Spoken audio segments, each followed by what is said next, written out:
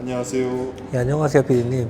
저 궁금한 게 있는데 일을 하시다 보면 특이한 분들 되게 많지 않아요? 많으시죠? 생각이 특이하거나 행동이 특이하시거나. 좀 소심한 분들, 자신이 없는 분들. 우리나라에서 결혼한다고 하면 좀 그래도 자신감이 있는 남자여야 또 결혼을 할 가능성이 올라가고 그럴 것 같은데 외모에 컴플렉스 있는 분들 그런 분들도 많지 않아요? 요즘에는 사실 좀 젊은 신랑님들이 많이 오시다 보니까 관리도 많이 하시고 얼굴도 잘생기시고 이런 시장도 물론 있어요. 근데 비율이 낮죠. 젊은 신랑님들도 있지만 현재는 적은 비율이고요. 대부분 저희 국제결혼 하시려고 마음먹으시는 분들은 나이도 좀 차셨고 40대 50대 그리고 대부분 소심하시고 남들하고 같이 있을 때 주도하시는 것보다는 잘 그냥 따라서 가시는 성향의 분들이 많으시고 외모도 여자분들이 좋아할 만하게 잘생기거나 그러진 않은 분들이 많이 오세요. 그러다 보니까 모태솔로라고 하는 연애도 솔직히 진짜 한 번도 안 해봤다 이런 분들도 간혹 보이시기도 하고요. 그러다 보니까 여자들한테 인기가 많은 외모를 가지신 분들은 적은 편이죠. 그런데 그런 분들도 이제 막상 베트남에 가서 맞선을 보시고 그러면 자존감 그리고 자신감이 많이 생겨서 다시 한국으로 돌아오세요. 그래서 오늘은 그런 분들 이야기를 한번 해보도록 하겠습니다.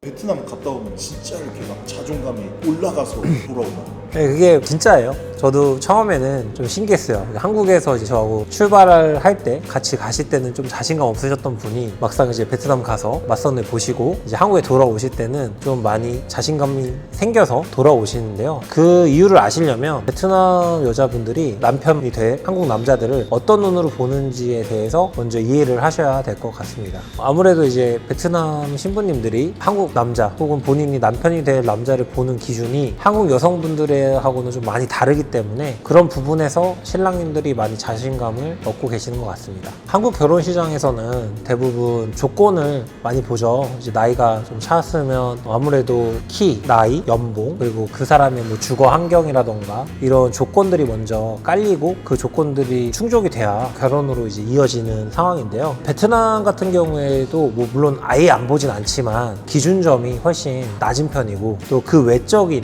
그런 조건보다는 또 다른 부분을 또 많이 보는 것도 있기 때문에 그 부분에서 한국 신랑님들이 좀 더 경쟁력이 있지 않을까 그리고 본인들이 좀 더 자신감을 얻지 않을까라고 생각을 하고 있습니다. 대부분 베트남 여성분들 입장에서는 뭐 예를 들어서 한국 남자가 5천만 원을 벌어요. 연봉이. 어떤 사람은 또 1억을 벌어요. 근데 5천만 원을 벌든 1억을 벌든 베트남 신부 입장에서는 다 많이 버는 거예요. 그렇기 때문에 뭐 1억 버는 사람이 또 좋아요는 잘 없고요. 그냥 본인이 봤을 때 아, 저 사람이 내가 결혼했을 때 충분히 행복하게 가족이 돈 걱정은 하지 않고 살겠구나 정도의 경제력이 있으면 만족을 하는 것 같아요. 그리고 이 사람이 오히려 나에 대해서 책임감이 좀 많을까, 나하고 이제 결혼을 하면은 나한테 관심을 많이 줄까, 또 우리가 가족을 만들어서 아이가 태어나고 했을 때 우리 가족을 끝까지 책임을 져줄 수 있는 남자인가, 이런 부분을 많이 보고, 또 하나는 이런 게 있어요. 베트남 부부들 같은 경우에 간혹 이제 술을 마시고 아내를 때린다거나 혹은 생각보다 베트남 남자분들이 바람을 좀 많이 펴요. 실제로 현지에 가보시면은. 그러다 보니까 베트남 여자분들이 바람 피는 거에 되게 민감하세요. 그러니까 어떻게 보면 집착이라고도 얘기를 할 수 있죠. 그러다 보니까 그런 부분에 있어서 한국 신랑들은 좀 메리트가 있죠. 대부분 나이가 좀 있고 정말 결혼을 하러 오신 신랑님들은 나이 어린 신부에게 거의 집중을 하시고 책임을 지시려고 노력을 많이 하신단 말이에요. 당연히 바람을 생각을 거의 안 하시죠. 그리고 내가 이제 오랫동안 결혼을 못하고 혼자 살아오셨기 때문에 거기에 대한 신랑의 보상 심리로 더 행복하게 살아야겠다 이런 마음이 있다 보니까 더 책임을 지시려고 하는 모습들을 실제로 많이 보게 됩니다. 그런 부분에서도 베트남 신부님들은 호감을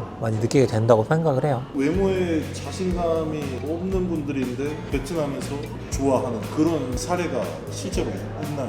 있죠. 근데 이게 사람이다 보니까 당연히 베트남 신부님들도요, 키가 크고 잘생긴 신랑님을 더 선호해요. 선호하지만 오히려 어떨 때는 이제 남자가 봤을 때 저 사람 되게 잘생겼다, 내가 이제 이분을 베트남에 데려가서 맞선을 보면은 인기가 진짜 많겠다라고 생각을 하는 경우가 있어요. 그리고 한 분은 이분은 너무 순둥순둥하게 생기고 이제 얼굴도 동글동글하고 통통하시고 이분은 좀 신부님들 별로 좋아하지 않겠는데 라고 생각을 해서 두 분을 같이 데리고 맞선을 보러 간 적이 있는데 생각보다 잘생겼던 분 보다는 이렇게 순둥순둥하게 생기신 분이 신부님들이 또 좋아하는 경우가 있었어요. 그래서 이유를 물어봤어요. 제가 신부님한테 왜 이 신랑님이 더 좋았냐, 왜 이 신랑님하고 매칭을 하셨냐 라고 하니까 신랑이 너무 귀엽게 생겼고 착해 보인대요. 이게 굉장히 큰 호감 포인트인 것 같아요. 제가 여태까지 베트남 신부님들하고 한국 신랑님들 매칭을 많이 했잖아요. 그럼 생각보다 착하게 생기신 신랑님들을 대부분 좋아하세요. 이쪽 신랑 신부가 더 예뻤어, 냉정하게. 그러니까 매칭이 된 후에 봤을 때. 그것도 그래서 이 신랑은 계속 못 믿었어요, 신부를. 왜 나를 선택했니? 가 되는 거예요. 그러니까 신부가 얘기한 거야. 나는 당신이 너무 착하게 생겨서 좋아. 당신은 바람도 안 필 것 같고 나하고 가족한테 되게 잘해줄 것 같아. 연봉이 비슷했거든요, 둘 다. 그렇게 얘기를 하고, 그러니까 이걸 물어본 거는 맞선 매칭되고 물어본 게 아니라 한국에 이제 돌아야 가야 되잖아요, 신랑님들은. 데이트 했으니까. 데이트 끝나고 이제 두 분 이제 한국 비행기 타러 공항 가서 헤어질 때 얘기를 했던 거예요. 신랑이 물어봤었어요. 야, 너는 왜 나를 선택을 해준 거야? 왜냐면은 그 신부가 신랑 두 분 다 맞선 봤단 말이에요. 이쪽 잘생긴 신랑도 오케이 했단 말이에요. 근데 이 신부가 거절했단 말이에요. 그리고 이 신랑을 골랐어요. 그 이유 중에 하나가 있었어요. 저 사람은 잘생겨서 바람을 필 확률이 높을 것 같아. 그러니까 이 사람이 나쁜 사람이 아니라 유혹이 많을 것 같아, 여자애들한테. 나는 그거는 싫어. 그냥 나는 나만 좋아해줄 사람을 만나고 싶어. 근데 나는 당신이 책임감이 있어 보였고 실제로 데이트를 해보니 그런 사람이었어서 너무 좋다 라고 얘기를 했어요, 그 신부가. 그러다 보니까 이 신랑도 처음에는 계속 의구심을 했던 거죠. 왜 나하고? 이렇게 진짜 예쁘게 생겼거든요.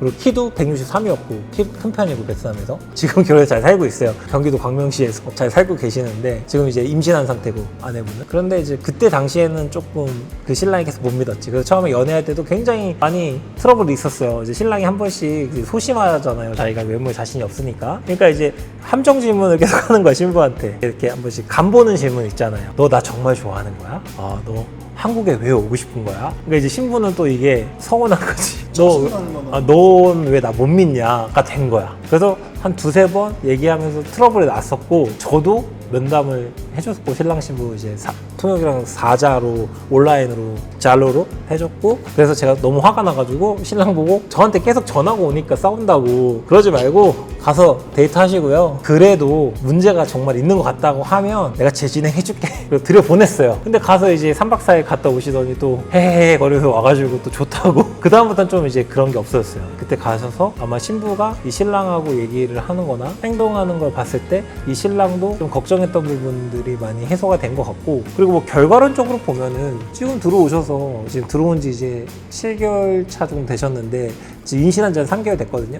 잘 살고 있는 거잖아요. 와서 뭐 임신 3개월 됐고 둘이서 잘 살고 있고. 이게 있어요. 저는 이게 업을 하다 보니까 한국에 이제 입국을 하잖아요. 그러면 이제 대부분 사람들은 입국한 다음에 업체하고 신랑님들 연락을 되게 많이 할 거라고 생각하세요. 근데요, 안 오세요. 연락 오시는 분들은요, 싸우신 분들 거의 잘 살잖아요. 연락이 없어요. 오히려 제가 뭐 한 달에 한 번, 뭐 두 달에 한 번 이제 시간 지나고 한 번씩 전화를 드려요. 지금 잘 살고 있죠? 뭐 무슨 일 없죠? 뭐 어려운 거 없죠? 뭐 외국인 등록증이나 뭐 부모님 초청하는 거, 뭐 서류 필요한 부분 있어요? 이렇게 물어보잖아요. 안부 전화를 해요. 그럼 그때 그냥 뭐 잘 살고 있습니다 해서 거의 끝나시고요. 그러면은 소극적이고 그런 모습들이 베트남 신부님들한테는 더 플러스가 될 수도 있다라는.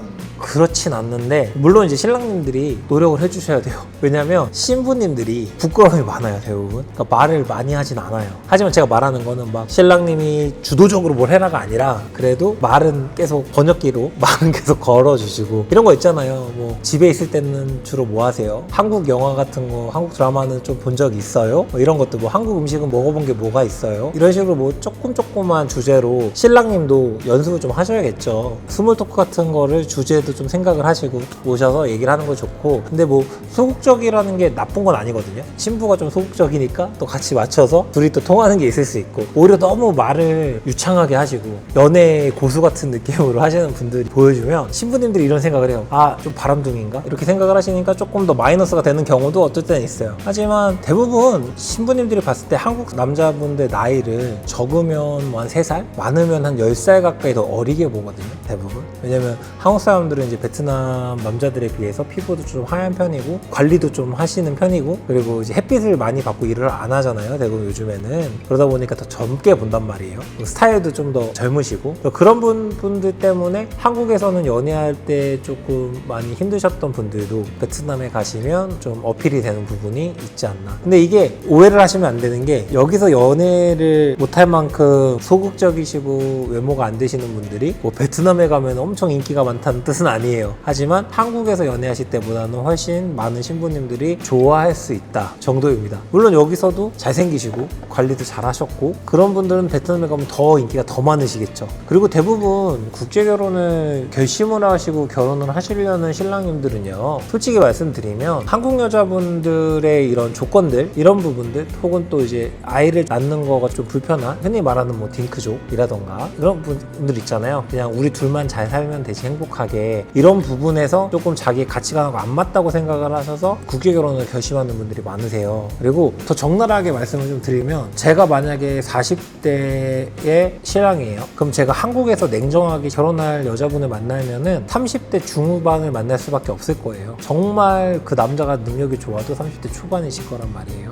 그렇기 때문에 신랑님들 입장에서는 조금 더 순진한, 순수한, 그리고 본인한테 좀 더 내조라고 하면 내조고요, 조금 더 맞춰주실 수 있는 신부를 찾는 분들이 국제결혼을 결심을 많이 하는 것 같아요. 냉정하게 그게 맞는 표현인 것 같습니다, 제가 봤을 때. 그러니까 한국 여자하고 결혼할 자신은 없고 그렇지만 결혼하고 싶고, 그러다 보니까 베트남이든 그 외 나라든 조금 한국 사람들이 거부감이 없는 외모를 가진 외국 신부님들과 결혼을 해서 좀 행복하게 살아보겠다라고 생각을 하시는 것 같아요. 그리고 한국이 요즘에 결혼을 하시려면 돈이 솔직히 많이 들잖아요. 뭐 스드메 비용도 들고 결혼식장, 신혼여행, 이런 이제 기준점이 너무 높다 보니까 뭐 흔히 뭐 신문이나 이런 데 보면은 뭐 평균 뭐 1억은 든다 결혼식 하는데, 국제결혼을 하면은 저번에도 제가 얘기했듯이 뭐 이런저런 비용을, 업체 비용 플러스 결혼식 뭐 해도 제가 봤을 때는 넉넉 적고 한 3천만 원 안쪽에 다 해결이 될 것 같아요. 특별히 막 엄청 좋은 걸 해주지 않으신 한에는 그럼 훨씬 더 저렴하게도 할 수 있다고 생각을 하거든요. 그런 부분 때문에 국제결혼들을 많이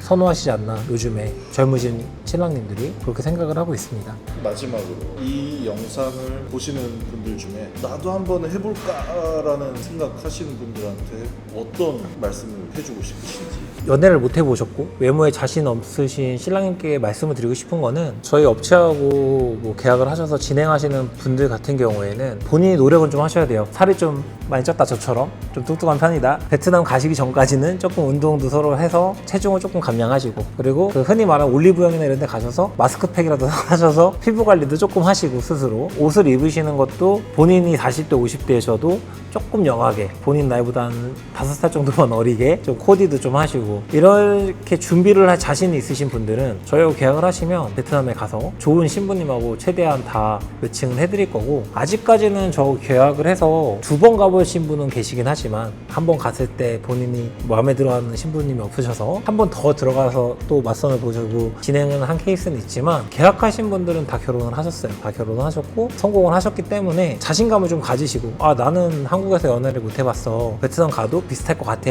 라고 생각하지 마시고 한번 자신감을 조금 쌓으신 다음에 저랑 같이 가셔서 좋은 신부를 만나실 기회를 한번 잡으시면 어떨까 싶습니다. 정리를 하면, 국제결혼에 대한 결심을 하시고 좋은 신부를 만나서 행복하게 잘 살 거고 거기에 대한 내가 노력은 할 거다라고 마음을 먹으신 분이 저희 회사에 오셔서 계약을 하시면 그 분을 결혼으로까지 인도를 하고 그 신부를 한국 입국까지 도와드리고, 또 한국에 오셔서 그 신부가 한국 생활을 하는데 필요한 도움들을 주는 것까지는 저희 회사에서 진행을 해드릴 겁니다. 그래서 앞에 말씀드렸던 그런 마음가짐과 결심이 쓰신 분들이 오시면 저는 그 다음 과정들은 제가 최대한 서포트를 해드릴 테니 한번 상담을 받아보시고, 그래서 제가 마지막으로 좀 말씀을 드리고 싶은 거는, 외모나 나이 때문에 계속 국제결혼 고민만 하시는 분들이 분명히 계실 거예요. 일단은 한번 저한테 오셔서 상담을 한번 받아보세요. 그럼 저도 이 정도면은 충분히 제가 소개를 시켜드릴 수 있을 것 같습니다라고 자신있게 말씀을 드리는 분들은 저하고 진행하시면 될 것 같아요. 본인이 너무 지레 짐작하셔서 안 좋게 생각하지 마시고요, 상담을 해보시고요. 또 하나는 국제결혼을 마음 먹고 계신 신랑님들 같은 경우에 꼭 저희 업체가 아니더라도 나이가 한 살이라도 더 먹기 전에 어느 업체든, 그러니까 정식 업체, 뭐 등록되어 있는 나라의 국가에 등록되어 있는 업체라면 한번 상담도 받아보시고 도전을 해보셨으면 좋겠어요. 왜냐면 저조차도 국제 결혼을 해서 만족감이 높고 행복하게 잘 살고 있고, 제 주변에도 국제 결혼을 해서 행복하게 살고 계시는 분들이 많다 보니까 흔히 유튜브나 이런데 안 좋은 결말, 안 좋은 결과만 보시고 겁을 먹지 마시고요. 좋은 사례가 훨씬 더 많아요. 그렇기 때문에 상담을 꼭 받아보셨으면